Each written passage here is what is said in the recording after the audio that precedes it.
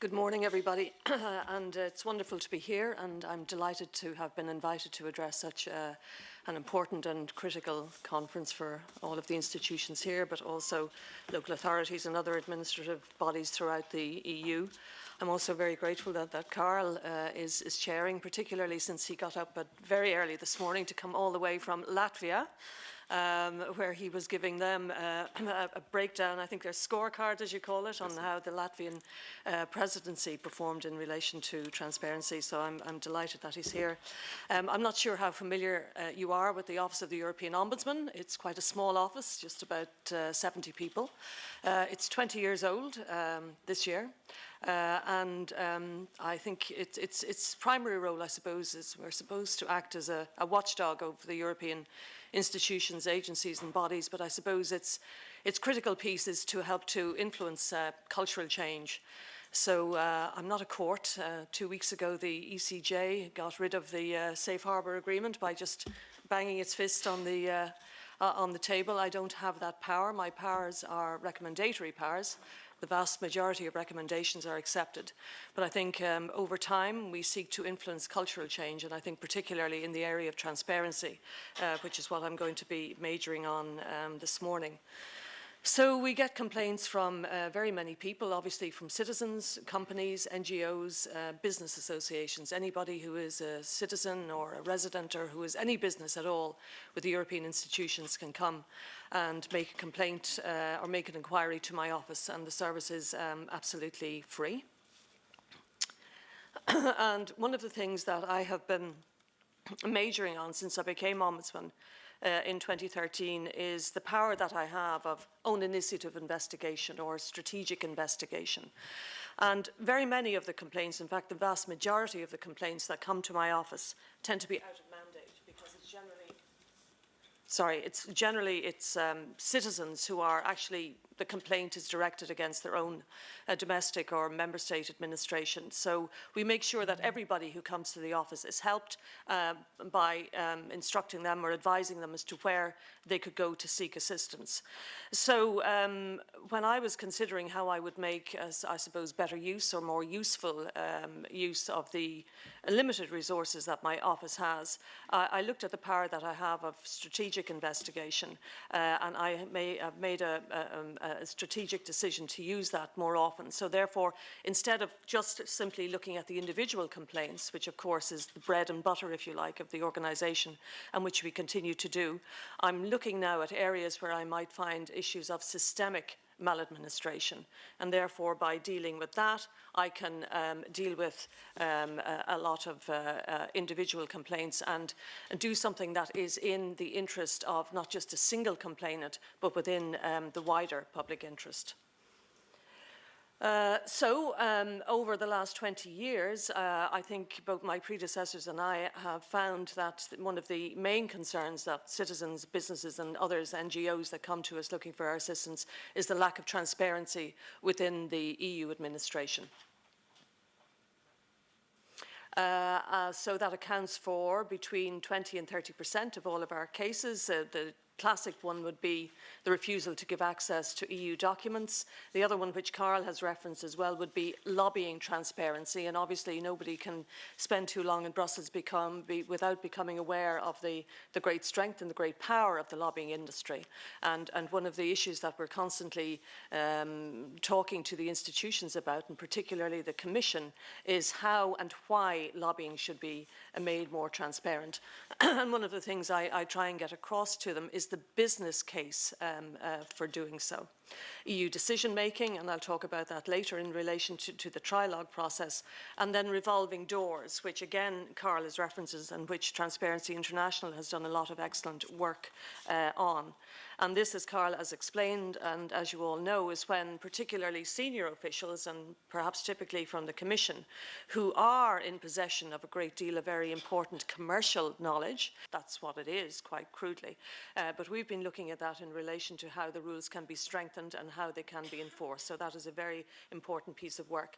And again, when I speak to either commissioners or officials in relation to that, I make the case for doing so, because nobody working in an institution would allow allow somebody to come in and steal their files or hack into their computers and walk away with the information.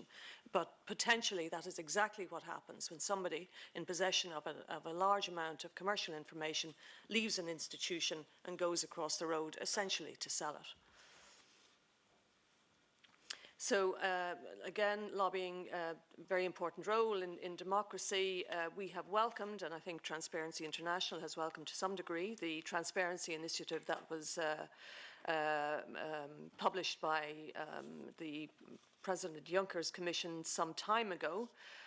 And basically what they decided to do was that they would put online meetings that the President's cabinet, and I think the Secretary General of the relevant DG has with lobbyists. So if you go onto any of the Commissioner's websites or any of the Commission websites, you'll see, you know, DG, head of DG met with Mr. or Miss so-and-so from such and such a company.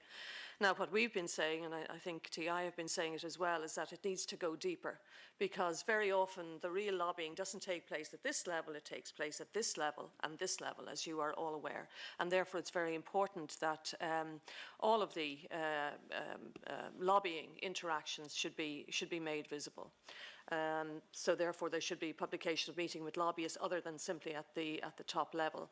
As you also know, the Transparency Register has yet to be made mandatory. We would support that, and we would also support it including the Council, because obviously lobbying doesn't just take place at institutional level, it takes place at member state level and with the permanent representatives and so on, and that's a very important piece of it. But when I spoke earlier about culture, I suppose that is particularly I think in relation to the Council, the difficult piece in relation to the Transparency Register, because not all countries, member states within the EU have been sensitised to this issue or are aware of the very vital and but often secretive role it plays in relation to the making of regulation and laws. So it could be very difficult for people to persuade certain member states that they should come on board the Transparency Register if they're not really culturally attuned to this. And that is a piece of work that has to be done. And I suppose in relation to my work of influencing, that's where the Ombudsman comes in. The EU Commission, we believe, has to set very, very high standards. It already has very high standards in very many areas, but it has to be setting examples for member states and other institutions. So this was a recent complaint that we dealt with. I published my recommendations in relation to this just a few weeks ago.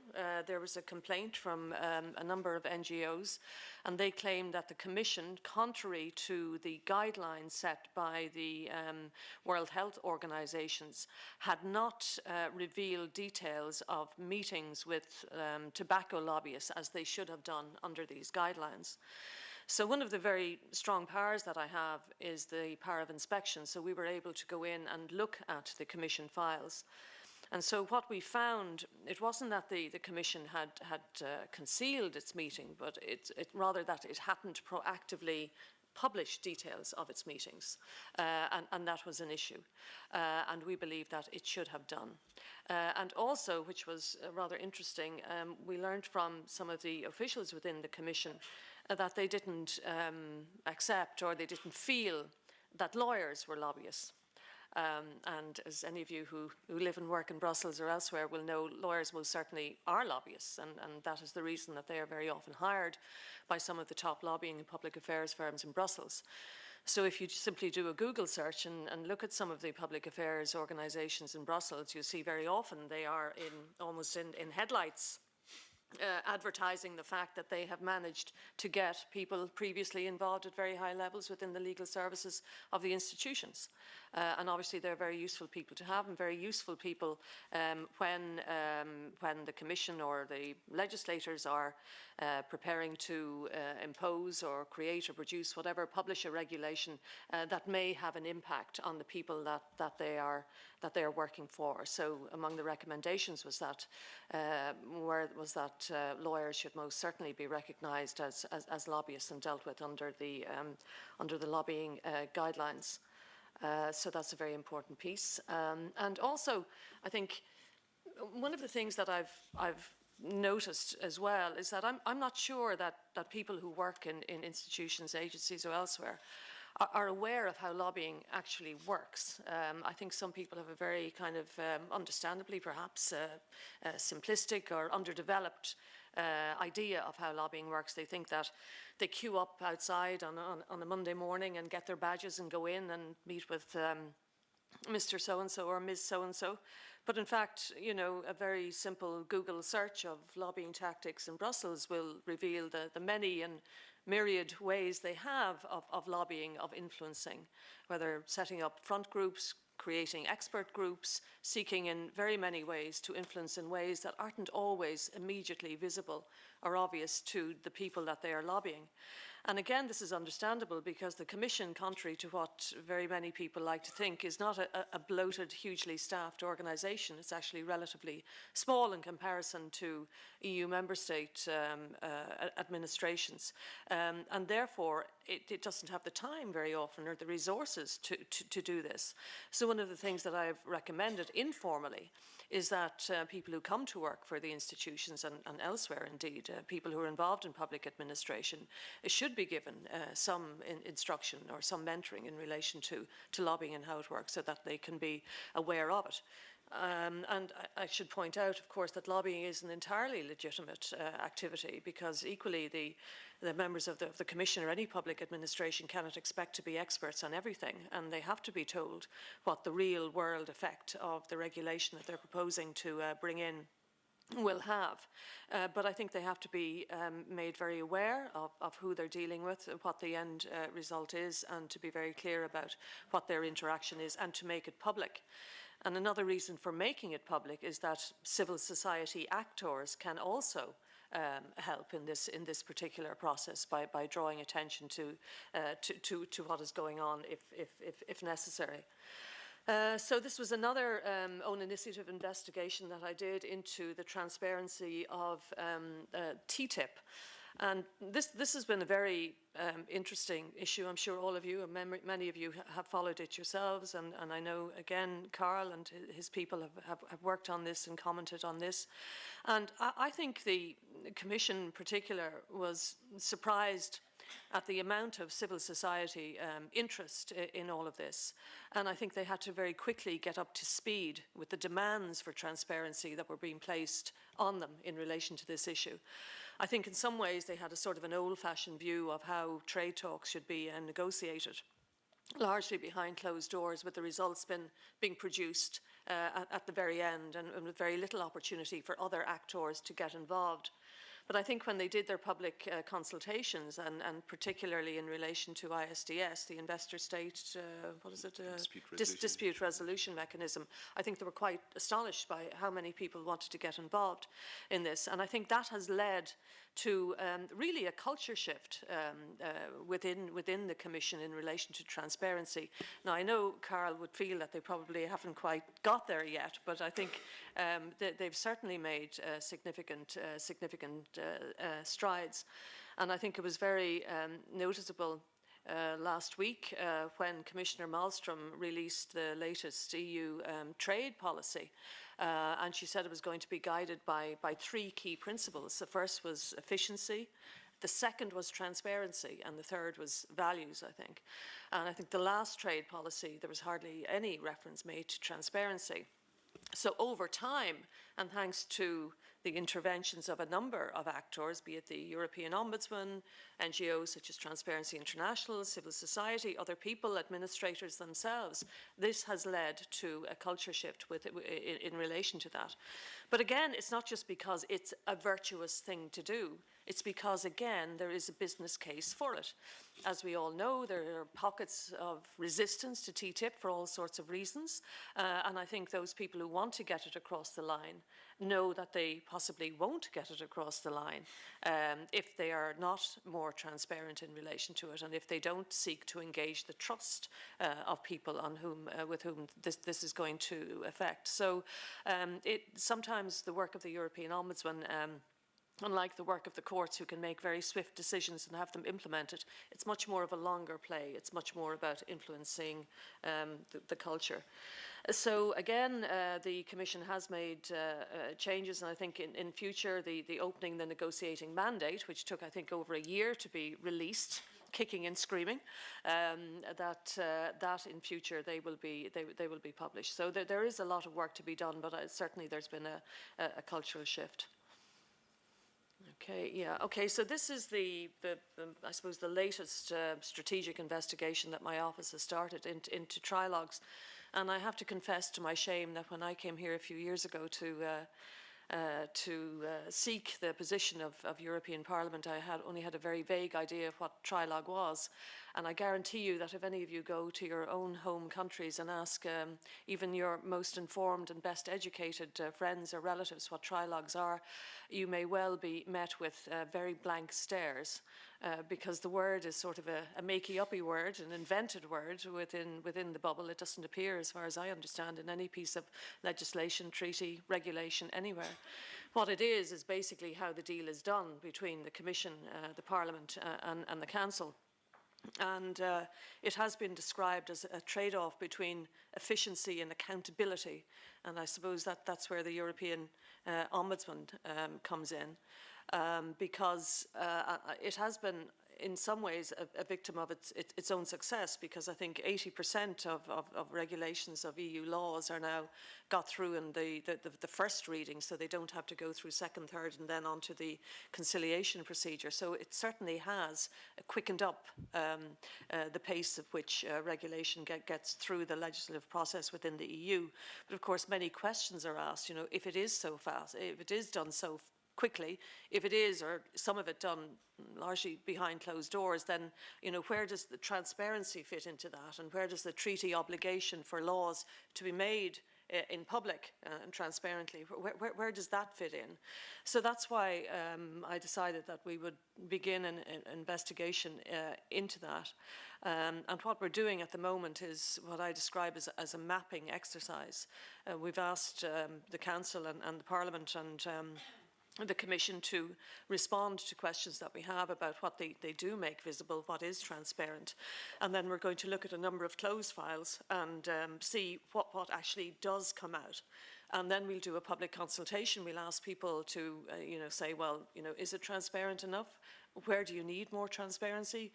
Are there any dangers in it becoming more transparency? What is the appropriate balance as between efficient lawmaking, efficient negotiations, and that transparency and accountability piece? Everybody will have a different view as to where that point should be, and I think over time the point also changes.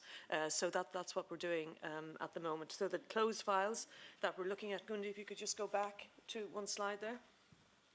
We're looking at the clinical trials regulation and the mortgage credit directive, not for any particular reason other than there is a particular public interest element to them that is interesting. So we're waiting for replies from the Council and the Parliament by the end of this month, and then we'll move to a public consultation. So that's just a flavour of the work we've been doing to date in relation broadly to transparency. So I'd very much welcome any questions or any observations that you have on our work. Thank you.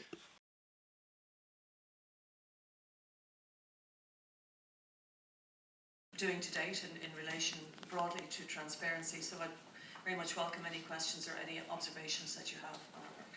Thank you. Thank you, Emily, and we will get to questions from the audience shortly. So tobacco, trade, secret deal making at EU level, these are all very meaty topics, and I'm sure that people have many questions on this. But before we get into the substance, I just had a few questions about you and your approach more generally. We're sitting in a room here full of communications professionals.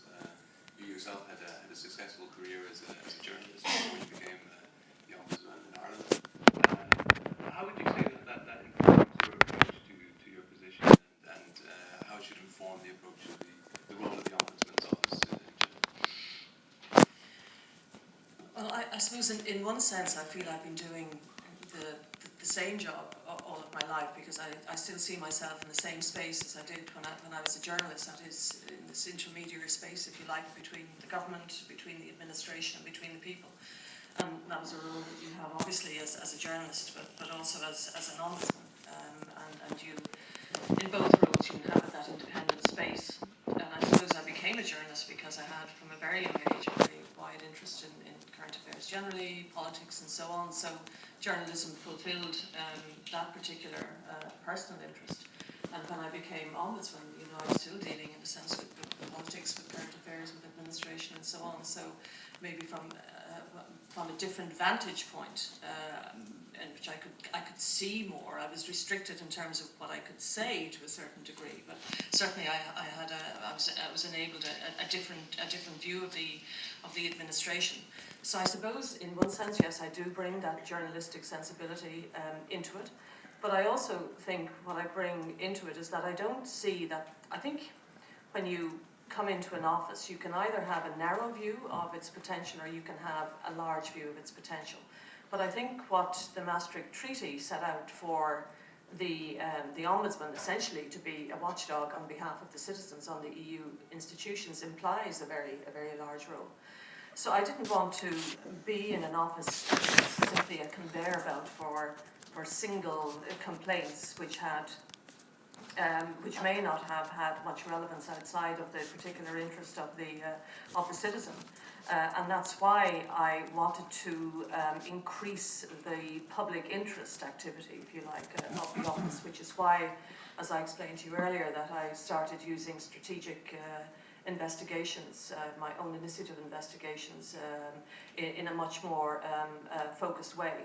Because again, as I said earlier, the vast majority of the complaints that I get go back to the member states. So I want to use the complaints that we do get in a much more, I suppose, powerful and strategic way, so that by doing the big investigations into TTIP or tobacco lobby, you can have a much bigger public interest impact than you can simply by dealing with single complaint after single complaint after single complaint, which of course is still the core of our business, but it's not the only part of the business. And I think what I'm doing now is maximising the resource and the potential of the office. At least I hope I am.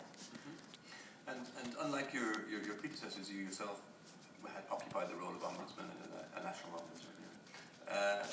Now, 2 years into the job, how would you compare the role there with working at EU level? How does it differ? Yeah, well, Nicky Forrest had been Greek Ombudsman for a few years before he became,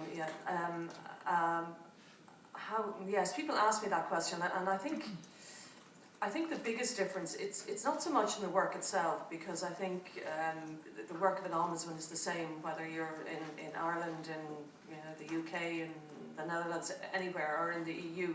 You get a complaint, you examine the complaint, you see what the institution is supposed to have done, and then you match the two. You make your inquiry, you make a recommendation, and so on. So that piece of the process is the same. But I mean, obviously, and I'm sure it's the same for anybody who work in any of the institutions here, you working in this multicultural environment, it is precisely that. It is the multicultural piece. Sorry. Okay. And therefore, when I was talking earlier about transparency or lobbying, you come with a certain view from your own member state and a certain cultural understanding of it. And that you find that it isn't shared. So I suppose the challenge there is to find what the common ground should be. But I suppose when you're talking to the institutions, and particularly the Commission, which wields so much power, you can say to them, okay, the lowest common denominator is fine. They have to seek the highest standard. But interestingly, and I remember reading somewhere that we call it the register here, I think it is the transparency register, it's still called that, whereas certain member states don't have one at all. Certain member states call it the corruption register. So, different cultural mindsets and different views of what those sort of registers are supposed to be about. But I mean, equally with transparency, with a lot of the Nordic countries who fully accept, wide levels of transparency in their administration, that's not difficult to deal with. But I mean, other countries don't have that, haven't yet a cultural affinity for that level of transparency, and you can't either say these people haven't evolved or they're not that they're not ethical or whatever, because very often they may be coming from a background where both public information and personal information was used in a very, very insidious way, and for them the release of information particularly personal information, even if it relates to one's public function, is something that, you know, they culturally can't accept. So again, you know, and I think this comes in to bear particularly with the council when it's dealing with you know, 28 different cultures, and when it's, that's why I think it's probably behind the other institutions in relation to transparency in certain aspects, because it's trying to persuade everybody to adopt a common standard. And of course, even though your office is primarily concerned with the application of the rules and the misapplication of the rules, I mean, culture is vitally important. I mean, you mentioned in your presentation a number of times that the need for a culture shift, about how you see your role as influencing culture. So how would you characterize the culture of the institutions here, or the mindset of the officials that you've encountered here, and what do you think needs to change?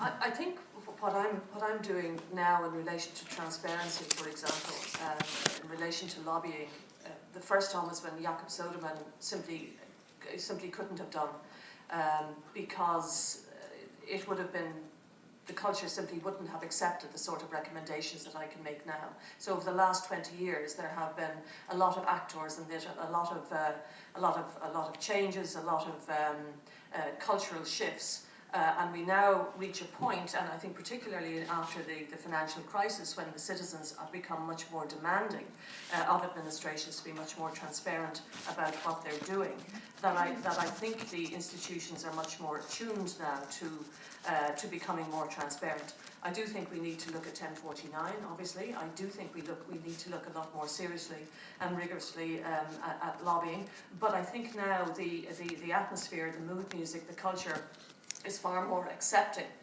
of significant shifts that may occur in those areas. Okay.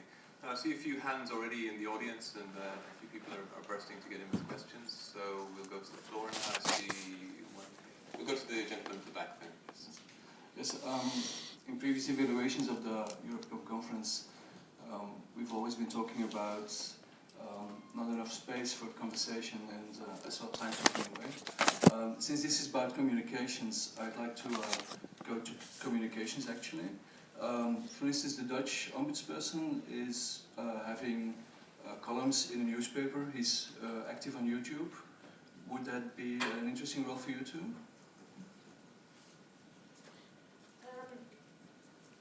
Yes, obviously one of the three words I use in my office in relation to what I'm trying to achieve. First is visibility, second is impact, third is relevance, and they all interlock. I think I can demonstrate that the visibility of the office has significantly increased over the last few years.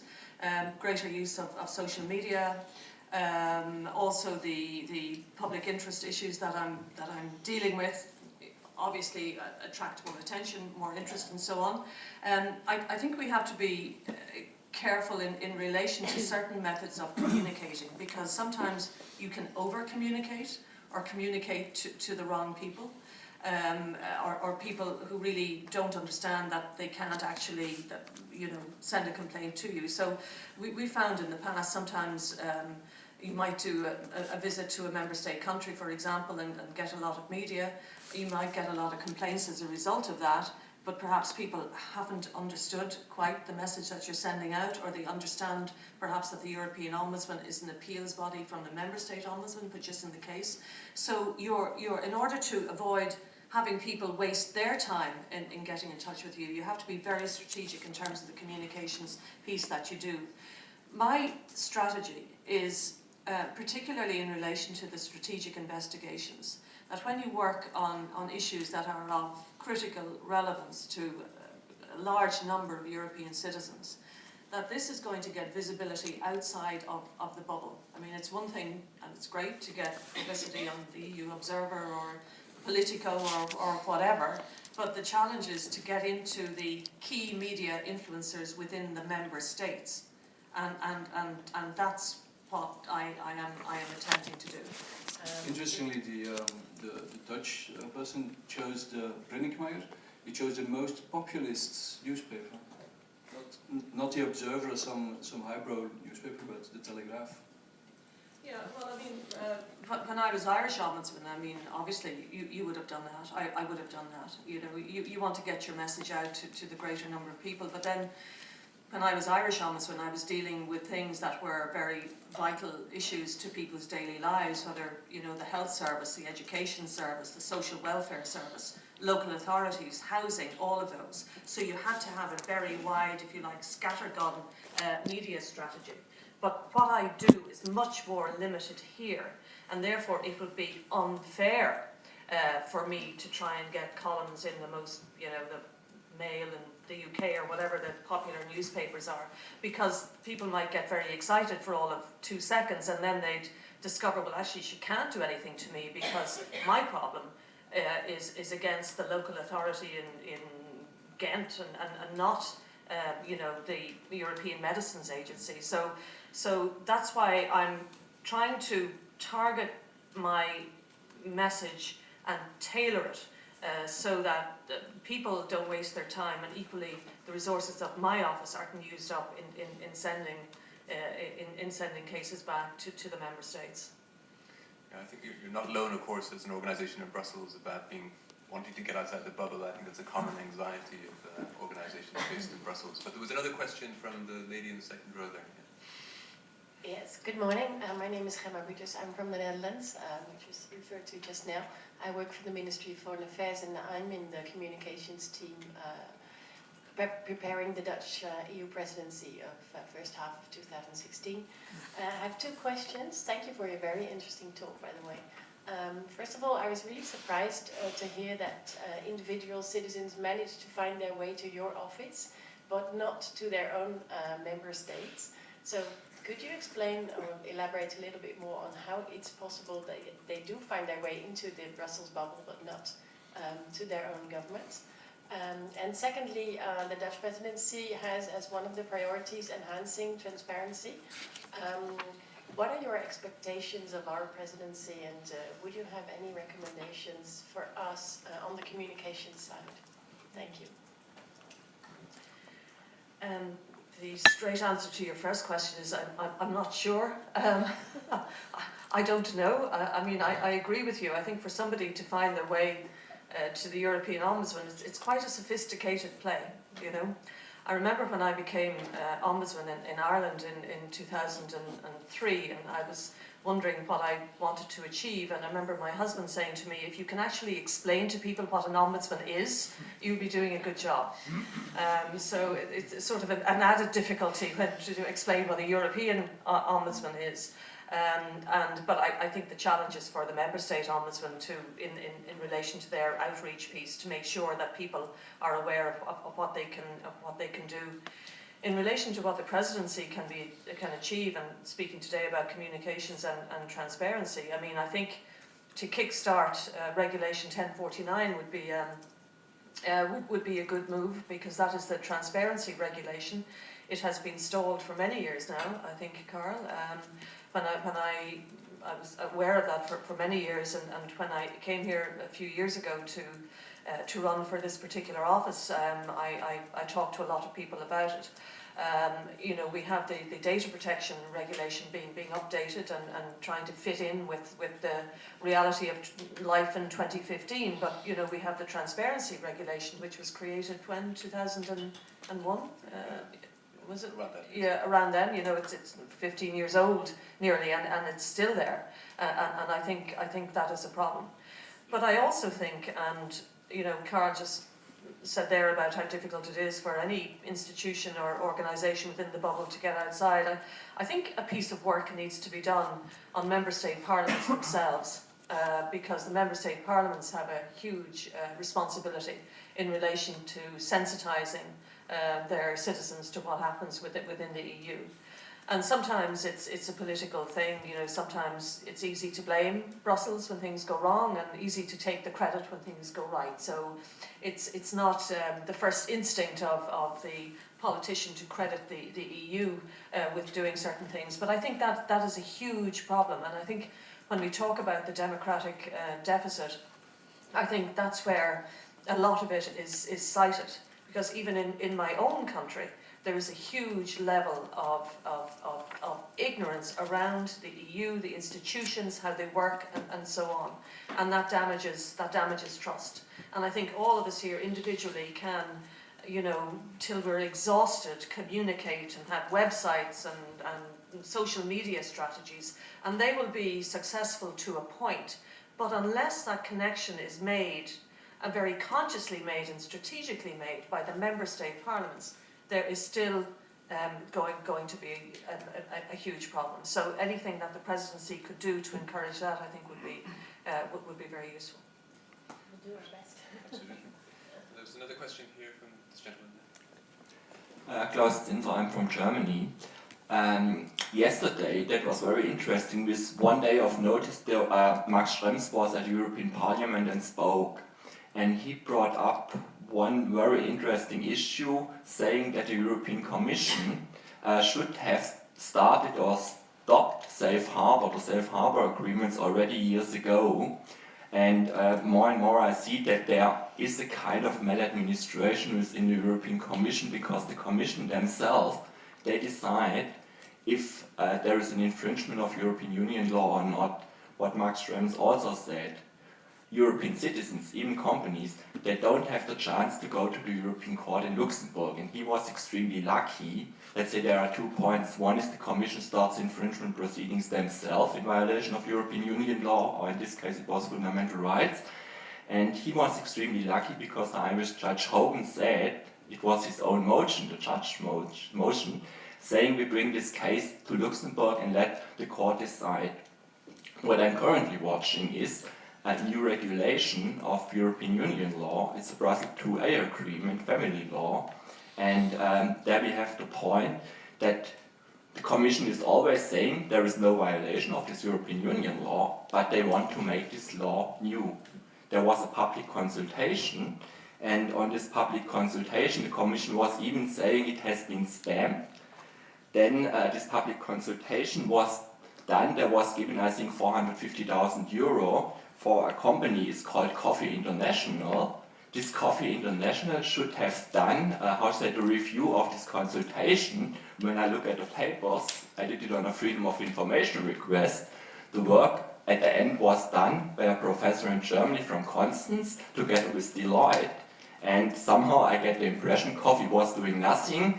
They just got the order from the Commission, and the work was done in different areas. Now, going further on this new regulation of Brussels IIa, DG Justice at the European Commission, since Françoise Le Bal retired, I think 1.5 years ago, no, 15 months ago, sorry, there is no head at DG Justice, so there is just an acting director, but the head has not been, renewed, or no new person came on this point.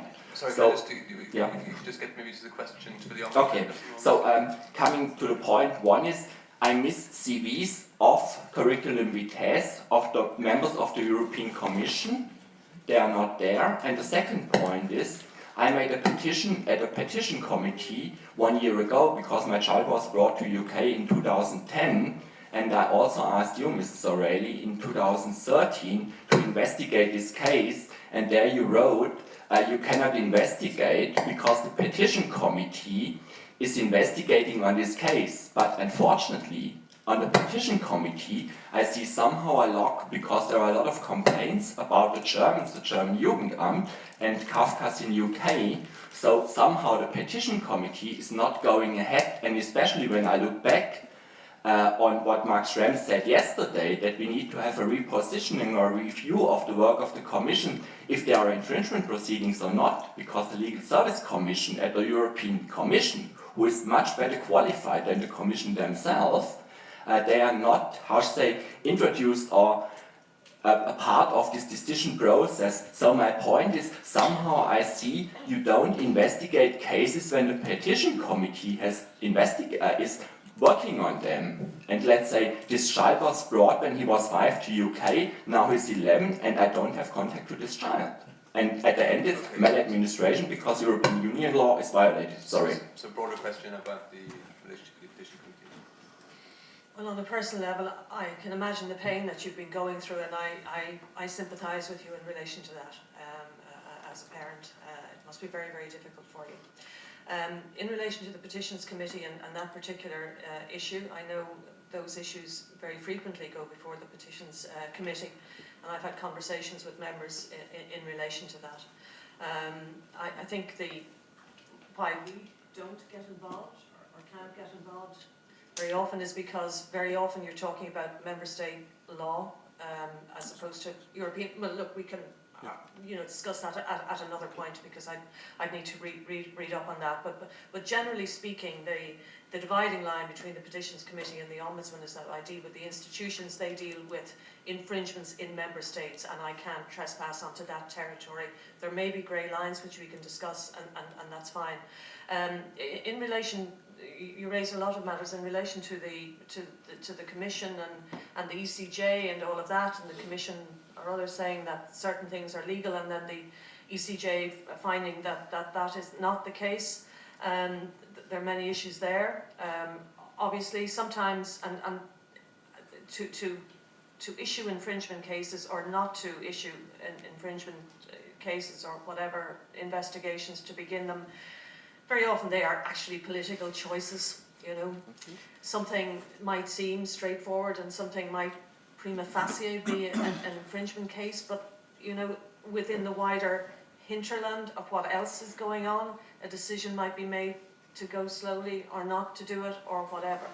Now, we've seen in the wake of the migration crisis and when there have been claims of human rights violations in certain countries, that the Commission has very recently issued a series of infringement cases against certain countries. So it's operating perhaps out of crisis mode. I don't know, but that is a huge political question. I mean, when people come to me with wide issues like that, what I say to them is, look at my mandate, look at my remit. Is there a piece of this that I can legitimately do? Is there a piece of suspected maladministration that I can deal with? I mean, for example, when I became Ombudsman first 2 years ago, a lot of people were talking to me about the work of the troika and the accountability of the troika. Now, the troika doesn't exist as an EU institution per se. It's two institutions and the IMF. But what I said to them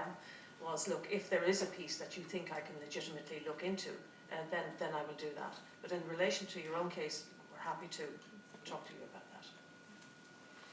Yeah, it's interesting what you say about the political nature of these decisions about whether to apply infringement proceedings or state aid proceedings, for example. Indeed, that was one of the first cases that you took up, indeed, wasn't it, on state aid?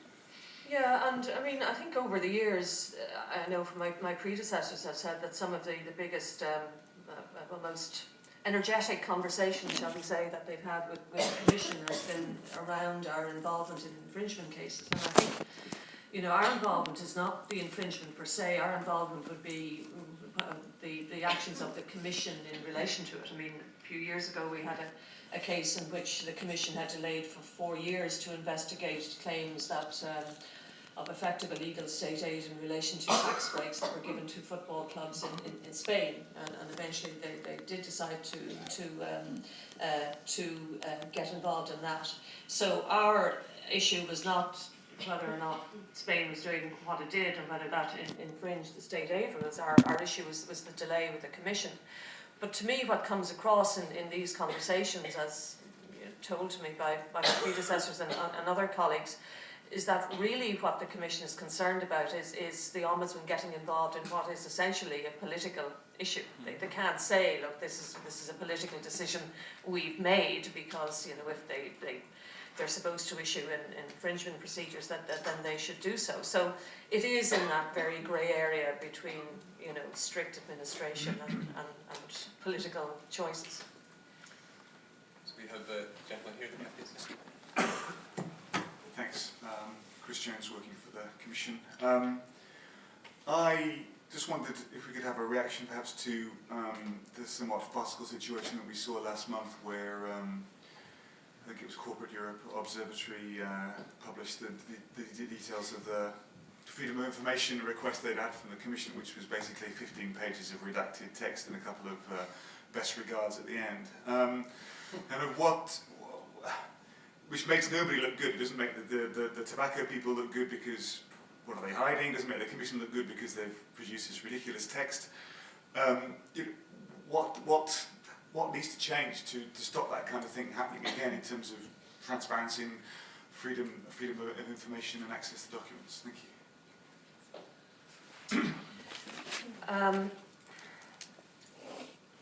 Yeah, I agree with you. It made everybody look ridiculous, you know, and it almost made the thing seem more suspicious than it might necessarily have been. I think sometimes when officials deal with, particularly at a more junior level, when they don't feel they have that much discretion, they take a very exuberant and black and white approach to the work that they do. They say, this generally, I think, should be exempt, so they put the black mark. I think they're doing grey marker now to save on ink, but anyway, through everything, instead of, as they should do, examine it much more minutely and much more carefully. And if they do that, then they will possibly avoid a challenge to the courts, because they have given it, you know, great scrutiny. Also that they simply have done their job properly. But also what I think sometimes people who do carry out FOI or transparency requests as well, they don't always look at the public interest override or the public interest exemption, if you like, that is included in a lot of transparency laws, because they're afraid of that. A lot of officials, again, more junior ones, if they don't feel that they have discretion, they don't want discretion, they're scared of it, they don't want to exercise their judgment because they don't want to get into trouble. So the result is, you know, what you saw. But also in relation to tobacco lobbying, I know that Transparency International, I think I'm right in this, Carl, would say that you know, car companies should be bracketed in the same space as tobacco, because emissions and all of that, which have an impact on our health. But I mean, I remain to be persuaded, but I think that the tobacco industry does deserve its own very special space, because cars do serve a service. You know, they're good things by and large. Yes, there can be downsides in terms of their environmental impact and so on, but the tobacco industry just produces something which is harmful, as simple as that. And that's why I think the WHO, you know, gave it a special place. And the language, I've commented on this, the language it uses in relation to the tobacco industry, it doesn't hold back. It's not diplomatic. It describes it essentially as a bad and pernicious industry, and therefore very, very special attention has to be given to that by you know, the administrations that deal with it. And that's why the WHO drew up the guidelines. Now, when the Commission responded to me in relation to the recommendations that I made, it said that it didn't, there were only guidelines, and therefore that's simply not good enough. You know, there has to be a higher level of thinking in relation to the tobacco industry. I think people try, you know, sometimes for understandable reasons, because they're getting a lot of lobbying, obviously, whatever, not just from the tobacco industry itself, but probably from member states, you know, in which the industry does support a lot of jobs and livelihoods, and it can be difficult for them. But I think they have to really imbibe the spirit of the WH guidelines and really treat the tobacco industry as a special case. But also, when I read some academic papers in relation to how the institutions were lobbied when the tobacco directive was going through, one of the very clever things they did was to simply bombard the people who are making decisions about this with legal argument after legal argument after legal argument. Whether they were spurious or not, I don't know. But there's few things that frighten an institution more than the thought that they might be brought to court in relation to these things. And I think the tobacco, other industries as well, are very aware of this. You know, so they use this approach. This is why lawyers are so important as lobbyists, to scare the institutions.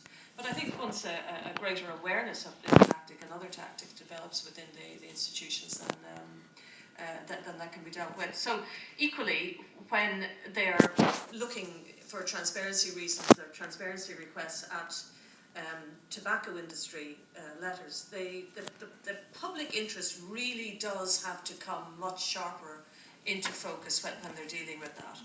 And I think they have to step back and think, what would the ordinary person in the street think if they saw this?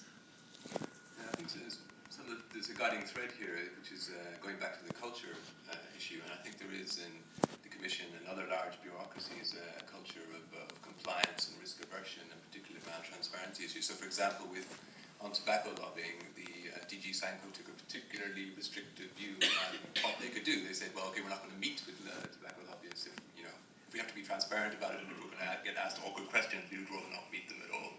And also, I think in the case of access to information regulation as well. I mean, you said they don't give thought to the public interest. I think one of the problems is they don't give much thought to it at all. We know there are kind of manuals in the Commission for how to deal with these kind of requests. There's often very boilerplate answers to responses to these requests. And that results in the kind of spectacular own goal that we saw with the tobacco letter. Could I just say, because you've reminded me there, and I should apologise to DG Sanko, because they do indeed follow the guidelines, and I made mention of that in my recommendations. And my recommendations to the rest of the Commission was that they should follow the example of DG Sanko, because it's a myth, it's a fantasy to think that DG Sanko is the only one involved with the tobacco industry. Obviously, because of the huge commercial implications and other implications of the tobacco industry, other DGs have a place, and as I understand it, the Commission acts as a collective as well, and it's making decisions. So we have a question here and then a question at the back. I think we've touched the heart of the matter with culture. Like my Dutch colleague, I'd like to thank you for your great talk and all that. I work for the Flemish government, and we're going through a transformation. One of our departments is becoming a teal organization. So that's about reinventing organizations, the book by Frederic Laloux. The Dutch have a program to change culture called openoverhead.nl, which is a fantastic site. These are programs to really influence the culture. I don't suppose the Ombudsman has a vital part to play in it, but changing the culture, who is going to start it? For me, it's baffling that after all the no referenda, and they're ages ago, nothing has really changed in this risk aversion culture, in those other aspects of the culture. It's taking ages, and meanwhile, the Dutch, the Danish, the French, they've all voted no. So when is it going to happen? For instance, yesterday, Van der Brande talked about the Lisbon Treaty being a good base for co-creation. Where is the opening?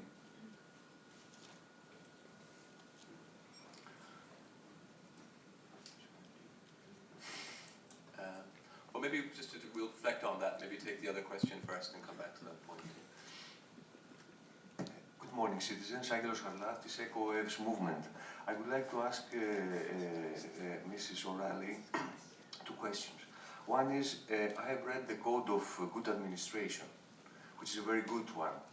But when we are coming sometimes to European level, to some administrations, they don't follow the code. How a citizen can react apart from email or being presented over there? Because also coming to you and annoying you with such situations is not good because it gives you a lot of work which you don't need. How the civil servants can follow the code of good administration, which you have already wrote. And the second is on the regional usually level.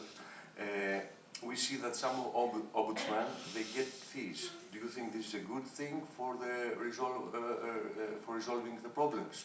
Thank you very much. Yeah. Sorry, could you repeat the second question?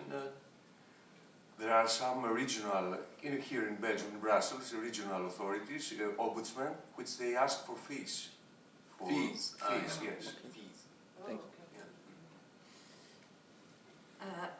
yeah, well, in relation to the first question, again, when I think it was my predecessor who brought in the Code of Good Administrative Behaviour, and again, that's around shifting a culture over time, getting people used to that, getting people automatically to do things in a certain open, transparent, accountable way, and that doesn't happen overnight. But obviously people can come to my office and complain if there are breaches there.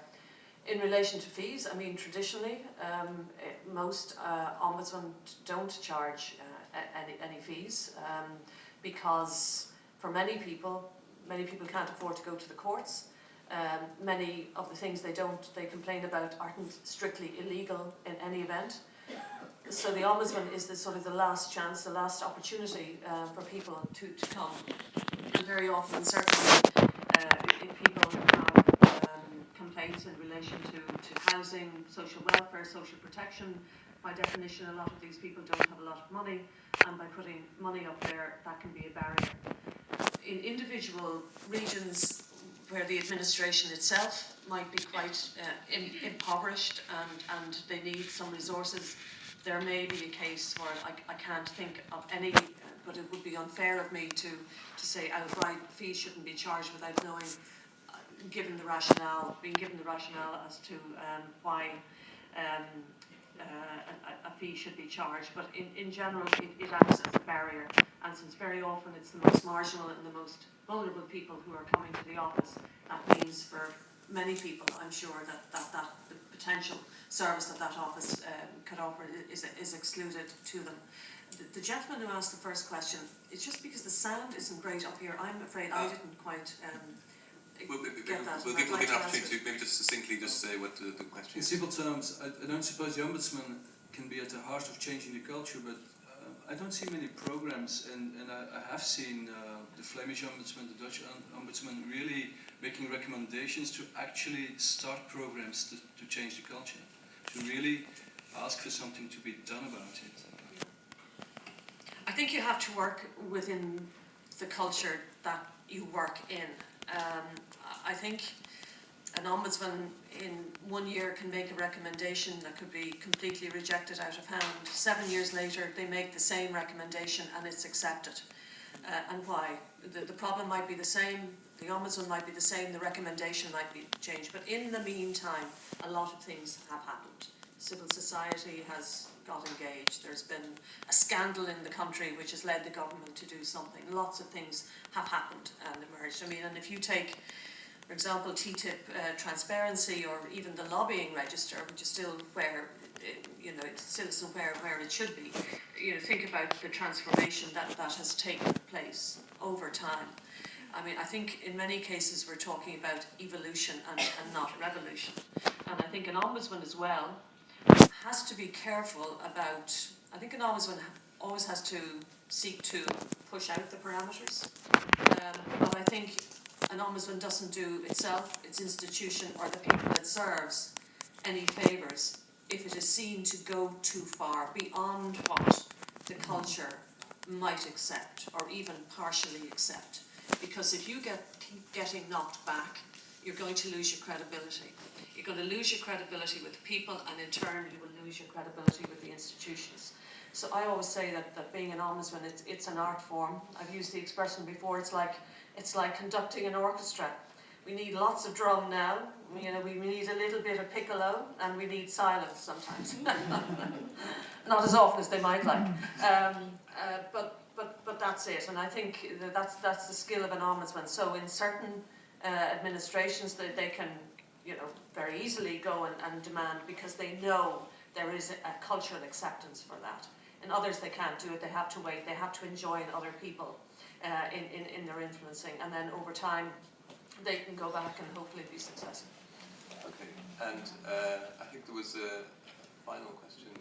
Yes, coming to the fees is not a bad thing, paying fees to the Ombudsman. The problem is not only the citizen to pay the fees, because it looks like a bribery in a way. So it should be found a way to be paid the fees by the part which has made the fault, even if it is an administration or the citizen. Because the Ombudsman right now is only asking from the part of the citizen, even if he's right or wrong. Yeah, I mean, I think that's a point well made, and of course we could apply the same reasoning to access to information legislation. What we've shown in our report is that that kind of fundamental legislation is being undermined all across Europe because of very high fees that are being demanded to make these applications in the first place. In fact, I think it's an issue you dealt with in well, I know in Ireland, freedom of information or transparency legislation was brought in 1998, and in 2003, after just 5 years, the government moved to roll it back. Didn't like what was happening. It also introduced fees, and the number of public information requests as a result of the fees coming in dropped by 75%. 75%. And it took another 10, 12 years for that to be changed. And what happened in the meantime was the economic crash. Because during our boom years, when Ireland's economy was going very well, people thought things are fine, we don't need to find out what's going on. Once the crash happened, the Department of the Prime Minister, Revenue Commissioners, Finance, all of them were inundated with transparency requests of people trying to find out why it happened and what was being done to make sure it didn't happen again. And as a result of that, the culture changed within government in relation to the value of freedom of information. And that's why since then they've rolled back again in a more progressive way. Okay, we've just a couple of minutes left, and this really is the final question this time with the lady in the front row.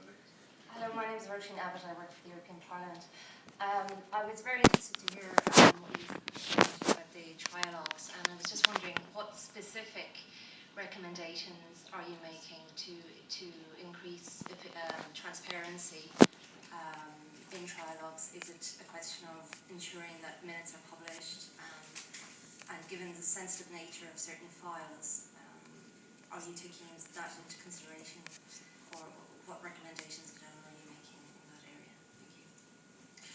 area? Thank you. Well, I don't know yet. As I said in my presentation, what I'm doing at the moment is a mapping exercise. I'm just inquiring into what actually does go on. So I'll be mapping what is produced by the Council, by the Parliament, and by the Commission during the process, after the process, even before the process. And then I'll be asking questions of the public, so people who are concerned about what they might see as a lack of transparency. I'll ask them, well, where is it? Define it. What would you like? What's reasonable? And then after all that, and having got responses from the three institutions in relation to these matters, then I will make recommendations. I will say, though, that, I mean, it is seen as sensitive, and I know there are concerns within the institutions in relation to it.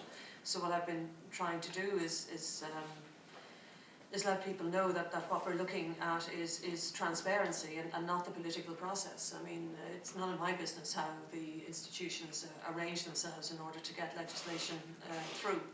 And trilogues are perfectly legitimate in that sense. But my piece is, I suppose, the treaty piece and the Charter of Fundamental Rights piece, the right to good administration, which includes the right to transparency and transparent lawmaking, while being cognizant of the need for that deliberative space for negotiations to happen. Of course, the size and the timing of that deliberation, of the deliberative space and the deliberation is a matter of opinion. But what I'm doing now is simply, mapping, seeing what's out there, because it isn't very easy to get information about. And you can confirm that the council will be cooperating with this, despite all the snarky letter that was widely circulated. Well, there was a letter that was leaked, I think, and it was sort of 3 or 4 pages of explaining the difference to me between politics and administration, which I kind of knew. But the final paragraph was saying, well, if it is about transparency and the 1049 and documents and all that, they would be willing to cooperate, which I'm very, very pleased about. Okay, well that's a very positive note, I think, on which to end the discussion. It's been a very, very, very rich and wide-ranging discussion, which I won't attempt to summarise. As you said yourself, I think you captured it best by saying being an ombudsman is a bit like conducting an orchestra. Well, from the sort of dynamism and activism of the first couple of years, I would say that the European Ombudsman has been a bit like a Wagner symphony. So we look forward to maybe a Brahms lullaby, or maybe some respite and rest in the coming years. But we obviously encourage you to keep up the good work. And I'd like to thank you all for your questions and your contributions. and I think all that remains now is to give the Ombudsman a big round of applause.